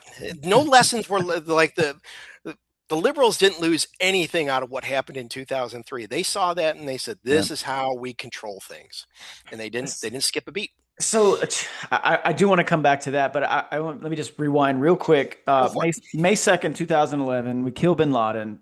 it. Hmm. From your perspective, did you think this was going to end anything? Like, were we going to No, finally? No, really? Okay. no, Why? Because no, I was conventional guy. I don't know any better. I'm just like, oh shit, we're all going to come home. nope. Because we had just left Iraq fairly recently. Like 2 years later, I'm in Afghanistan in 2013, still wondering what the hell we're doing here. But yeah, so your perspective was like that didn't matter at that point. It didn't matter at that point. Yeah. The effects that we were having, because we had the authority, because we had garnered the authority from 2001, 2003 to go after terrorists, to push American ideology, foreign policy, using the military. The fact that special forces, that basically SOF in general, have been given global reach to go after terrorists. We weren't going to let go of that. That was a great opportunity for us to go after terrorists and at the same time push American foreign policy and the military industrial complex and everything that was the money they were making. So I this is where the whole, hey, we're going to get women the right to Yeah. vote, we're going to push Yeah. democracy in Iraq, we're going to push democracy in Afghanistan. They had a flavor in their mouth. They could taste it. It was like blood in the water. Yeah. So there was too much for the people in power. There was too much good coming to them, and one of the things that we had a team rotation that came up post 2011 over to Afghanistan, and I had to counsel my team, about expectation management at that point in time because one of the things I told them because a lot of the young kids were thinking to themselves that we're going to cure cancer over there. I'm like, guys, you guys Yep. need to understand, we're a tool. All right, we're going over there. We're going to accomplish our mission, but you know, 6 years down the line, 10 years down the line, we're still going to be here. This isn't our last rotation by any means. Right. And I'm grateful that I did that because it put everybody in the right mindset as we were going in and out of the wire of expectations of what they were going to be able to accomplish. And we were very, very realistic with it. And each time, I was able to bring all my guys back home. They didn't get overzealous because no team over there, no unit over there was going to be so overzealous as to cure it, to fix it Yeah. because there's an internal resistance inside the countries. Even as I talked about before, that whole green on green, as soon as you make a power vacuum, somebody else is going to try to fill it. So even if we got rid of the Taliban, somebody else is going to try to fill it. And then maybe they're not like at that point, the warlords fill up. And then the reason that the Taliban even came into power is because the warlords were there. So everything, Now they're back. right. We took the Sunnis out of power in Iraq, and the Shia took over, and now that cost us everything. There's a second and third order effect to Yep. everything, and people get so fixated on the first thing First that they thing. don't think about what What happens happens later next? on. Yeah. And military people will understand this is that how many times when we went overseas did everybody think about flying in, but nobody thought about flying out? Like when it came to eventually the unit leaving, nobody had a plan on how That was everything was thrown together last minute. Like we got 2 weeks before we got to rotate out of here. And people are like calling up, making things fall out of the air. It's, you guys aren't thinking about what happens later on, what this is Yeah. going to look like. You're not realistic. It was, and again, that's my maturity level at that point. And I'm Yeah. among the few at that. Everybody else is back at me when I was 33, 34, and they're thinking the way I was back then. And here I am in my 40s now, and I'm looking around. I'm like, this isn't going the way we think it's going. And Yeah. I'd already lost my around because of the research study I did in 2013. I had lost faith in the higher ups in the government because of how I saw everything manufactured in the Intel to produce 2003. I had seen the military industrial complex at work. I had seen what happened with the green on green and how power vacuums work. I had seen what happened in Iraq, how we basically manufactured the highway for the Shia, Yeah. through Iraq. We everything had a second, the second and third order effects were not. I was losing faith very, very quickly in what was going on, and it was very, very hard to explain to other people to be more realistic and to pick and choose their faith wisely. And that also went into the whole thing of me eventually getting out. As I get towards CW4 and I'm losing faith, and I'm watching all these people who are really excited, and we're going to cure cancer, and I'm looking around, I'm like, guys, I can't do this. You guys are young, you're youthful, you're idealistic. You Yeah. guys, maybe you're going to cure cancer, maybe you're not, but we've been here this long and nobody's cured it yet. And I said, I got to go. I got to get out of the way. Yeah. I'm in good health. I've Yeah. got some things that need to be fixed and everything, but I need to get out of the way Yeah. because I'm getting caught up in the middle of this, Yeah. and you don't want me here. See, it sounds like so. I mean, I had my very first squad leader. He said, "You'll know when it's time to go," and it sounds like you were having that moment where it's Oh like, yeah, "Yes, it's time yep, for me to get out of here." And yep. I went from when I left the team as a warrant officer, I went to the warrant officer course. Best time in my career yeah, was I was as a going to ask warrant you that. officer. Like, if you had to go like with all the regular warrant officer candidates, did you have to go do that, or was Yeah, yours separate with no, no. SF? Special Forces, it Like, has you their guys do your very own own. That's what school, I. Okay, I figured that. right? I hope so, at And least. I mean, right, yes, and it continued to get, like, initially it was only at the basic level, so we controlled our warrant okay. officer basic, and then the rest of them had to keep going down to Fort Rucker for Yeah. your advanced course and your Okay. ILE. Um, and we kept pulling things over. Eventually, we made the Special Forces Warrant Officer Advanced course, and then we made the ILE course, and we moved away from the Fort Rucker and the rest of the warrant officers, the pilots, and the Yeah. all the people who work in admin and maintenance and stuff. It's oil and water between the two of us. Oh yeah. We're very very mission focused, combat focused. We're on the ground. They're very very technical or pilot. Yep. So we're technicians, but we're war technicians. Right. That's what we're. This That's is what we're good at. I hate we're to good say at. it, We're Yeah, experts in warfare. That's what we. yes, it's special warfare too, not Yeah. just regular warfare. It's Exactly. special warfare. Um, so going back and being the instructor there, and for 2 years, I got to work with 4 different courses. We can only run 2 courses a year because they're so long. Um, the I got to see the very best of special forces because in order to be a warrant officer, you had to be recommended by your team leader, your company commander, battalion commander, and your group commander to go to the warrant officer course. You had to sell everybody on how good you are. Plus, you had to have the NCO recommendations.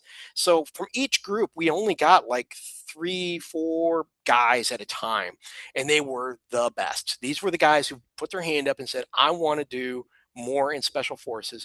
I think I have value to bring." And when you've got a class of 40 dudes, across 5 regular Army and 2 National Guard special forces of the best dudes, and you've got to Mhm. teach them. So here's the best. I got to teach the best. Yeah, And that's the cool. instructors I worked with there and the level of knowledge that was there inside that community was insane. The discussions were fantastic. The everybody we didn't try to control the narrative inside that course. we here's we're going to teach you what to, or basically how to think. You guys decide what to think. And fantastic experience there. And then come out of there, and I went back and I did my company warrant officer time, where I advised the company commander and the company sergeant major, and then went up to group, or not group, up to battalion. Weirdest thing that ever happened to me was, I had gotten to a point where I needed a surgery on my neck. I was, uh, I had pinched nerve in my neck that was cutting off. I was losing tricep muscle. It was terrible. Oh damn. Yeah, like the nerves weren't feeding down into the muscles. The muscles Oh weren't my firing. god. So I could go to the gym and work out, and my muscles weren't going to get bigger. They're going to keep getting smaller.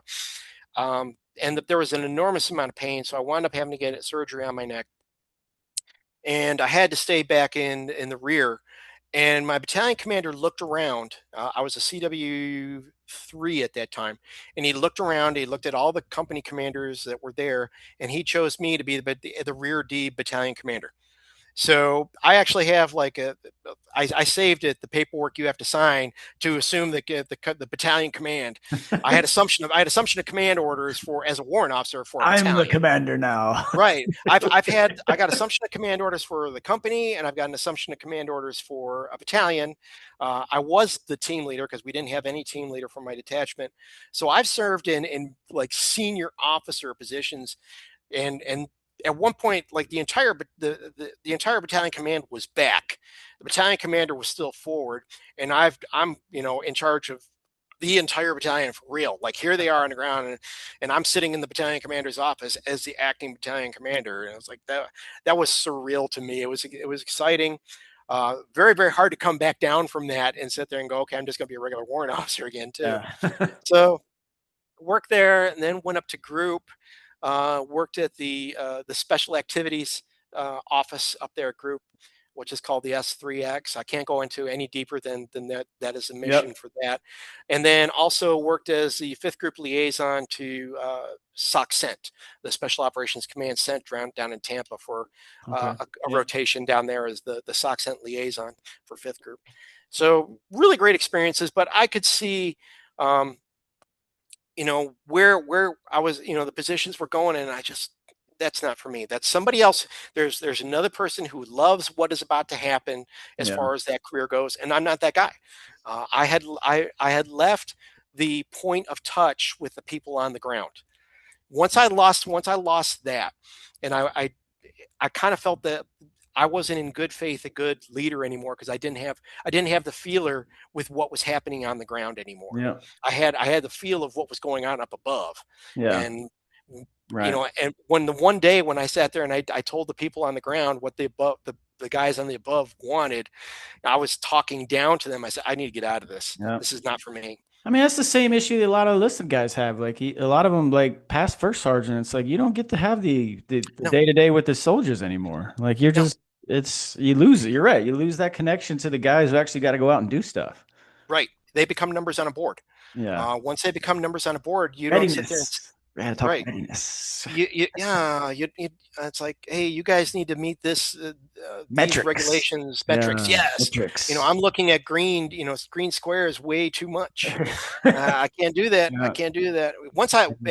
When I was working in the special activities section, that was great. Again, I had touch point.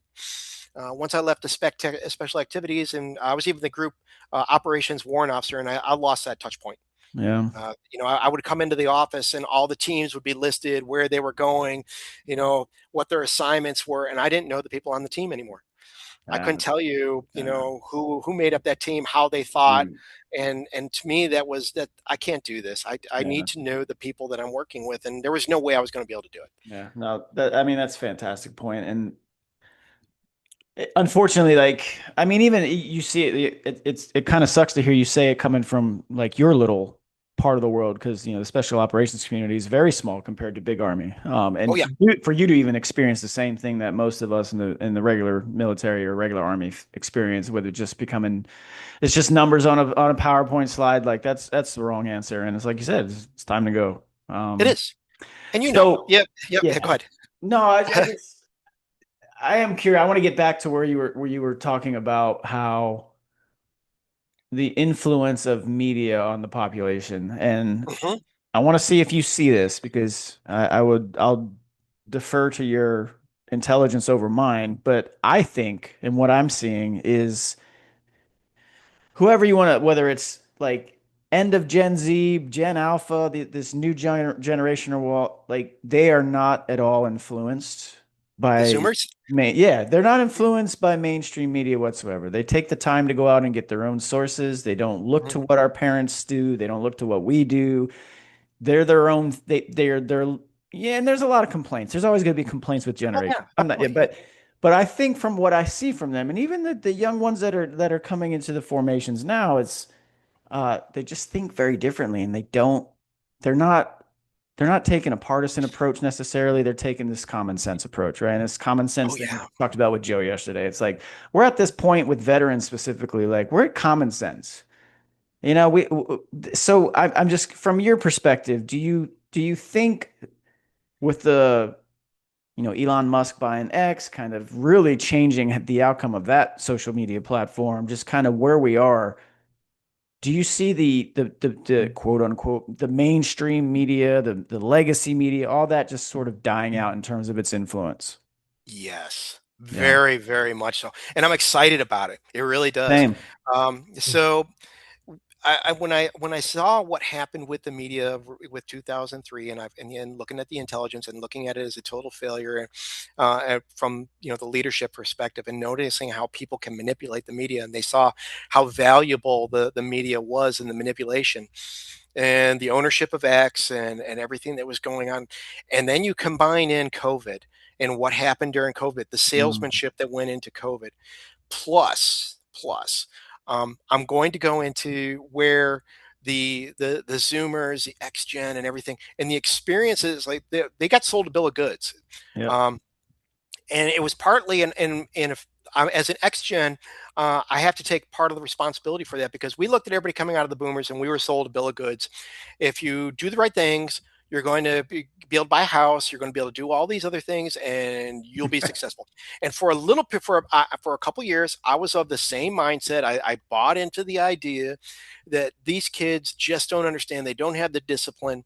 Till one day, I sat down and I did the math. I actually researched where I lived when I was, when I first started out, my apartment that I had back in the late 80s, the car I had, the job I had. And I tried to, and I said, I could survive like that. And then I went, took the same, I even went and looked at the same cost of the same apartment now where I lived. The cost of a used car the amount you could get paid doing the job that I was doing, and there was no way they could, given the pay of that they currently have, that whole idea, if you do the right things, you'll be able to get a house and a family, and it's no, that was Yeah. impossible. So, and when you make it an impossible to, and you're hitting these kids up with the ideas like you're a failure, you're just not demanding enough of yourself, you Yeah. just lack the discipline, and then you do the math on, you're like, they're they're upset is what they really are, because they were sold this. Then the reality is completely opposite. No, I can't afford an apartment. No, I can't afford to go to college. No, I can't afford all these things that you were able to do. I can't afford. Now, the reasons for that, we can talk about, the immigrants and all the things that happened over there, but the American dream was taken from them. Yep. And the X Gen, we were part of the salesmanship of the American dream to our kids and saying, you guys could be successful if you just follow in the path we do. And Mhm. so now when you got a group of kids that have, they're like, okay, that American dream that you're trying to sell me is bullshit. So now when they start doing this thing where they go, why? Why should I do this? Why should I do that? And you better have a good answer. You Yep. better have thought it through, done the research, and be able to sell it to them. And this is one of the things that I love about them is, and they don't buy the bullshit anymore. The bullshit that whole, if once the American dream got taken away from them, they look at everything now as, okay, that's Skeptical. bullshit. Yep. Yep. They're all Right. skeptical. Yep. There's COVID was a lie. Yep. The American dream was a lie. The skepticism. Now the thing that they need to learn is what I learned over all those years of working Intel and everything like that, was how to scroll through everything, like just message traffic, and Yep. pull out those key elements and put it Mhm. into something. The ability to, one of the things that they lacked is that what they're scrolling and all the media that they're watching, the videos and stuff like that, is not good information. It's information, but Yep. is it value added to what they want to accomplish? Right. What I want them to do is be able to is to selectively, weed out what's crap. Distill all the Okay. noise. Yep. Right, Yep. right. One of the things I learned in Intel is that there's very, you categorize everything that you got from your sources. You categorize your sources, whether they're valuable, semi-valuable, or not valuable, and to screen out all this other crap, and for them to be able to look at everything like like an Intel source, whether it's valuable or not, and then pull the valuable stuff from it and go from there. And that's about the only thing I would ever teach them, would be how to select your sources of information that's critical to you and stop paying attention to the noise. Mhm. Um, Yeah. to be more discerning about what you choose, because they're listening to a lot of noise. They're getting better at it. Yeah. They're Yeah. screening Yeah. out a Yeah. lot more For sure. noise now than they ever were. And the fact that Elon took over X and managed to get rid of the narrative that the liberals were constantly pushing, once you take that noise out of the equation and show them reality, it's like, and they're picking up quick.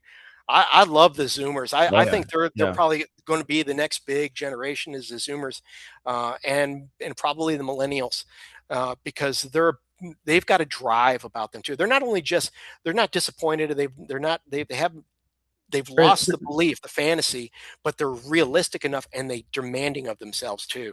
Yeah, they're way more agile. I think they're just Yep. they're adapting with what they've been placed in, and they're going to try and make Yep. success out of it. Oh Yeah, yeah. and Yeah. I mean I that's what I love. Like people have said this all the time. Like there's you can't discount any generation in America. You no. can sit there and be like, we always want to be like World War II is the greatest generation. And it's like maybe they were, but it doesn't. We're not here to like we're not measuring. Yep. The fact is that every generation has a population that's willing to step forward and go do some hard Right. shit, Do the and hard things. yeah, Do the do the hard hard things. stuff. And the Zoomers are really, they're embracing a lot of the hard things. When I found out that the one of the big things in the Zoomer culture is marathons and Yeah, completing a marathon. really. Okay. They love walking They love around with that it. stuff. I completed a marathon. You're like, that's freaking hard, dude. Yeah. And the discipline that goes into that. And you see them in the gym and you see what they're Mhm. working out heavy and hard. And you're like, oh God, yeah, that's what I want to see. Yeah. That's, it's like, I know it's going to be hard. I'm sorry the dream was snatched from me. We're trying our best to clean it up so that you guys can Yeah. actually get the dream. It's more achievable for you, but and you guys are going, cutting through the hard part. You're going to do it. I believe in them. And we're headed in a good direction right now. I agree. All right. So last thing, and then wrap it up. I appreciate all the time you've given me already Yeah. today.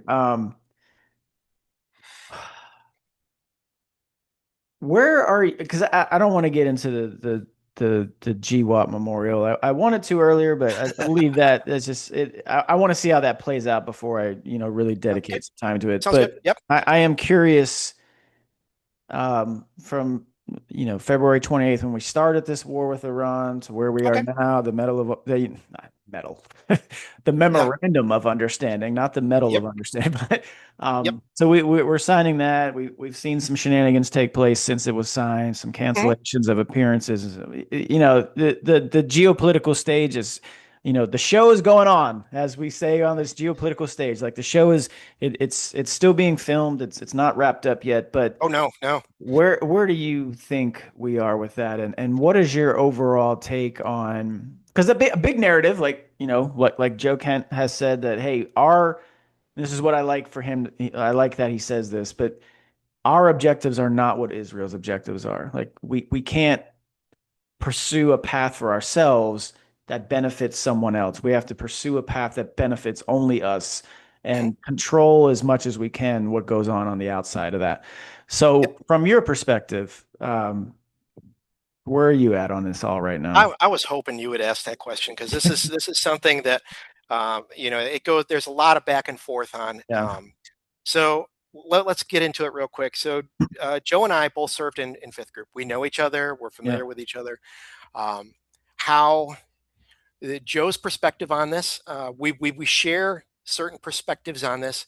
Um, one of the things that Joe is big on is the control. Who had control? Who was controlling everything? That's a concern of mine. Yeah, and if you go back to what I talked about, back to Afghanistan, back to 2003, yeah, and how my number one lesson was America first. yeah, Okay, plain yes, and simple. That's the hardest lesson I had to learn from a colonel. He says, "I may ask you to kill everybody." Okay, so control. Um, one of the jobs that both Joe and I did in the military had to do with control, the ability to control people. Um, it was just a skill set, that we were taught, and we know the language of control. Who has control? Who isn't? So it and this is the only, like, we're generally the same in our agreement of, let's talk about the language, who's using what, who's saying control. The only problem I have with what Joe did was how Joe left his job. I don't, as a warrant officer, I don't agree with that. It's like if you say you're working for a commander, then you give him your objections to a point. When the commander makes a decision. You don't, then you try to make the best of it as you go along. If you can't go along with that, then you go, okay, I'm out, and that's it. And Joe decided to make a different statement when he went out, versus if I had the same problem he had, I would have just walked out. That's it. That's the separation was, he got louder about it. I would have just quietly stepped aside and let the commander do what the commander do, because I would have been asked to work for his team like Joe was. That's the only difference. Um, so when it comes to Israel, and I've already put this out in one of my articles before, is number one, I know that everybody is, like, every government is messing around. Every government has agents. Every government has manipulators. Every government, we do hmm, all over the world. We're good yep. at it. Um, the fact that if you think that Israel isn't good, then take a look at what they did with the beepers in Lebanon. I know that was Okay, great, that great. that was That's fantastic. pretty cool. All right, like everybody is like, oh, that was really good. That was, So they're good, okay? And so when I sit there and say, people run around and go, oh, Israel's messing around with our government, I'm like, of course they are. Okay, so if you look at Israel's perspective of where they are in the world, what they're next to, um, what the challenges are from day to day, where their where their weapons come from, they have to have people inside our government for their own good. If we were to switch spots, okay, if we were where Israel lived and Israel lived where we are, we would do the same thing they're doing. Okay, so I can't shame them. I can't sit there and say, "Oh, you guys are dirty little." No, no, no, no, no. You guys are just doing the same thing we would do. Now, here's the thing: since I know you're going to do it, all right, stop. Okay, if I sit there and if I know you're doing it, it is my responsibility to sit there and say, stop right now. Okay, I know what you're doing. I know why you're doing it. Stop. Okay, because we're the bigger entity. we're America first. We're in control of this. I understand. I'm listening to you. I understand why you're doing it. Don't. Um, the way I try to equate this to teach this to people, if you've ever been in a military unit during an inspection and you've got all your equipment laid out and somebody from another team or another group comes walking through your inspectable area, all I want to see is their hands clapping the whole time. Because if you stop clapping, I'm going to shoot you myself because I know you're stealing from me. Okay, that's it. I love you. It's great that you're here in the unit with me. But when you come into my area, I know you're a heathen because if I walked into your area, I'm probably a heathen. All right. So that's kind of the way I feel about Israel. Look, every country's out there has somebody manipulating and doing stuff inside our government. We know you're doing it. I got it that you're doing it. I'm not going to shame you for doing it, but right now, don't. All right. All I want to hear is your hands clapping. I swear, if I was in a government position and anybody who was representing the Israeli government came in my office, I would have 10 cameras on them and 3 witnesses, because and it's not because it's not like I don't trust anybody, because I'm a heathen too. I'm a shitbag also. So it's like, look, like recognizes like. Yeah. So when it comes to do I think Israel had any sort of impact on what happened in Iran? Absolutely, I think they did. It's in their best interest to happen to try to create some Yeah. sort of effect. And from an American perspective, though, I know it's our responsibility to the language of control is we're in control. All right. And I will never be on the wrong side of that ever again. Like, we were over in Afghanistan. I don't love you. Okay. I love America. All Right. right. Yes. Right. If I hear your hand stop clapping right now, I will shoot you. It's not that I hate you. It's just that I know you're a heathen. So this is the way I look at it. So did Israel have an effect? Yes. Okay. Language of control. I wasn't there in the room. I don't know what was said. Right. What was going. Yeah. I only know Joe. Joe had a problem with it. Okay. Might have been something that might have been said there that I probably would have had a problem with too. I just would have exited stage left, and you wouldn't have. Thank you for allowing me to serve for you. I'm out. That's it. Mhm. Now, where I see things going forward. Number one, um, I've been overseas. I've been in the Middle East. I know how they think over there. Okay, so we cannot put boots on the ground in Iran. That's out. Yes. Um, Yes. here's a reason behind that. So they've had how many different protests in Iran, and all of them have shut down. So they never followed through. Right. Every time they had a protest, everybody tried to get America involved to go over Hmm. there and put boots on the ground. But if we had gone over there and put boots on the ground, what's going to happen is this, and this will be the exact order of things that are going to happen. Everybody will be like, yay, American boots are on the ground. Yay, they're giving us weapons. The first time something went bad, and it could be, hey, I didn't give them a chicken salad sandwich. Okay. And That it's could going be, to happen. that's It's going to it's go going to bad. happen. It's going to Right. happen. Immediately, they're going to turn on us. Yep. Okay. So everything will be our fault. Yep. And if you believe that when you're in Iran that you're the only dealing with Iranian people, you're wrong. One of the things we saw in Afghanistan is everybody was in Afghanistan. The Chinese, the Indians, the Yes. Russians, everybody's Yes. running over. So as soon as we put a boot on the ground Here in comes Iran, everyone else. Yep. right, everybody else is going to come in and they're going to support Iran, or they're going to support other entities, and they're going to be trying to undercut us the whole Undermined. time. Yep. Yep. Right. So it's our fault. If we do anything goes wrong, it's our fault. Everybody's going to come in and try and screw us over. We saw it in Vietnam. We've seen it in other places. We did it to the Russians in Afghanistan back in the 80s. You're going to get undercut. Then after it gets started, and we're there for a little bit, the military industrial complex is going to get excited, and they're going to try and keep us on the ground for as long as they can to make as much money as they can. Then the good idea fairies are going to come along, and they're going to sit there and say, hey, here's what else you can do inside Iran while you're there.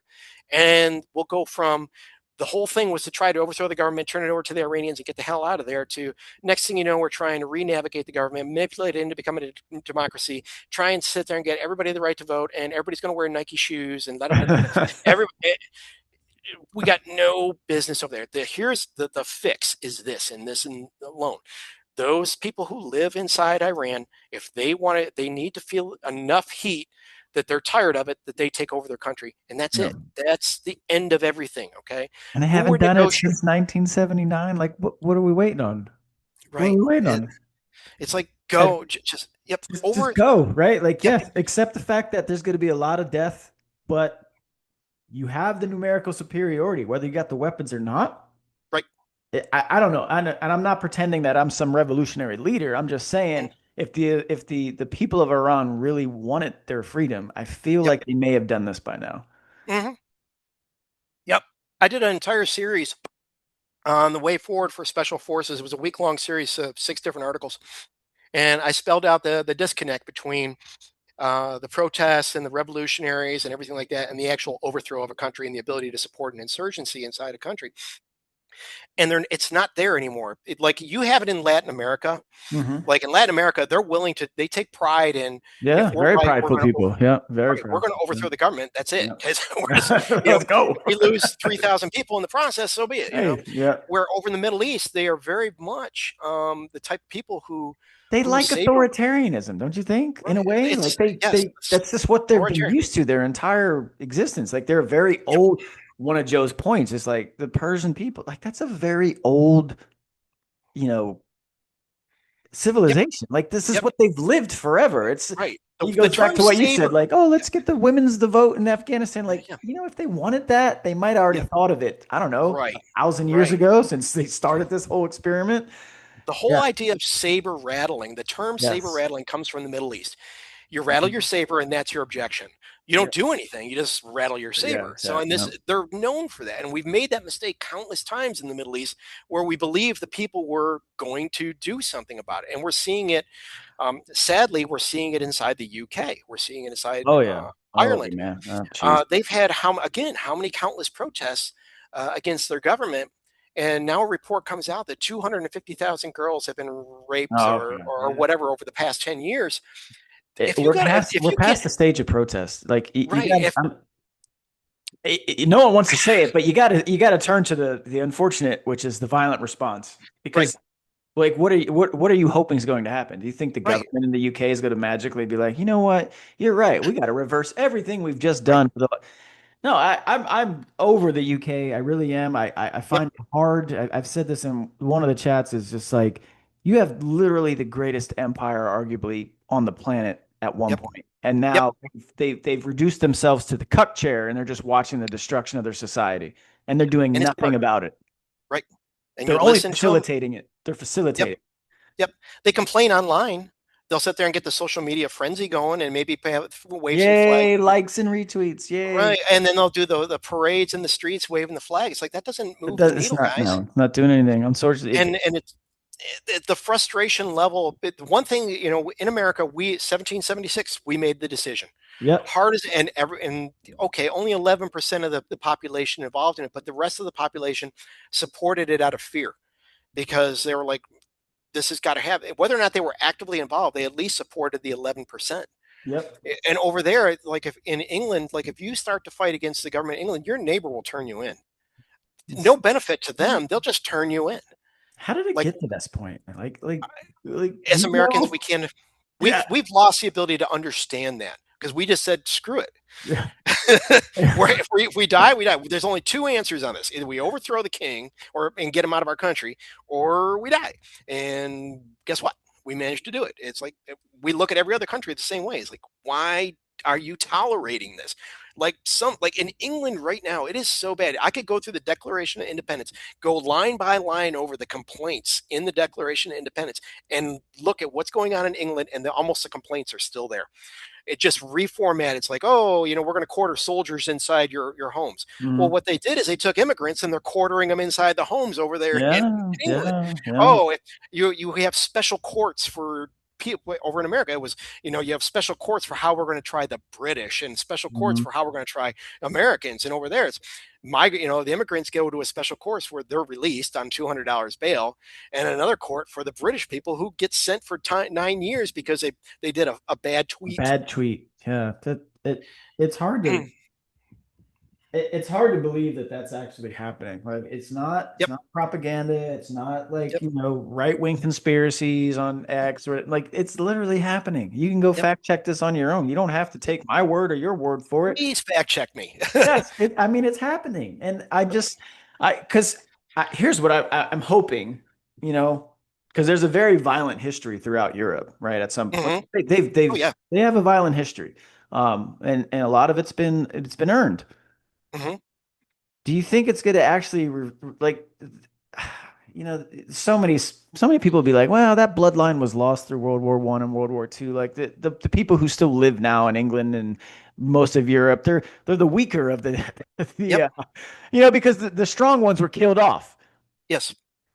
I don't know how true that is. I mean, Darwin. Yeah. in theory, it sounds possible, but do you think there comes a point where these people realize that like we have to get some sort of self-preservation. Like we can't just outsource our death to some foreign immigrant population who has no interest in Yeah.